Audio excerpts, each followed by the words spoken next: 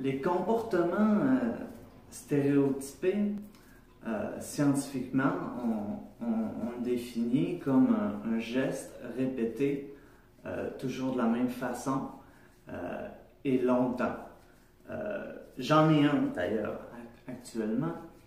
Mes mains se frottent toujours exactement de la même façon, au même rythme. Je le fais assez longtemps.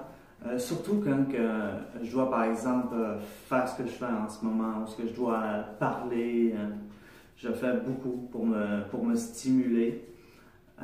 Si, par exemple, on me stimule socialement, ils vont disparaître un petit peu par moment. Ensuite, le pourquoi que les autistes ont fait ce genre de geste-là, du moins c'est comme ça que moi je le comprends, c'est par exemple, vous pourriez les neurotypiques, prendre un crayon et faire toujours le même geste constamment. Vous allez voir que vous allez naturellement vous mettre à penser, à réfléchir. Vous allez être en quelque sorte dans votre bulle. Souvent, faire ces comportements-là répétitifs vont nous permettre de mieux réfléchir, de nous calmer, d'être un peu en état de méditation. Ensuite, j'en ai plusieurs. J'ai le balancement.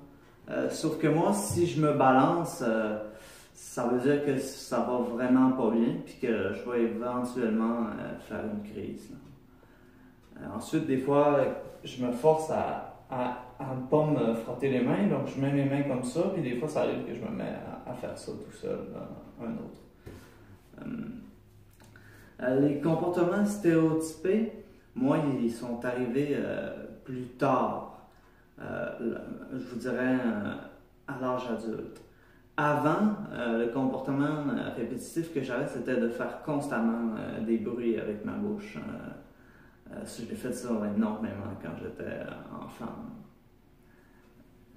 Puis le pourquoi que des fois les comportements stéréotypés arrivent plus tard, c'est que quand on arrive par exemple à l'âge adulte, il y a beaucoup de responsabilités.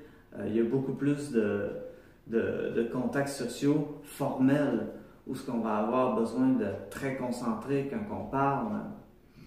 Je vous dirais que c'est dans ma perception de ça, les raisons que des fois ça peut arriver un peu plus tard.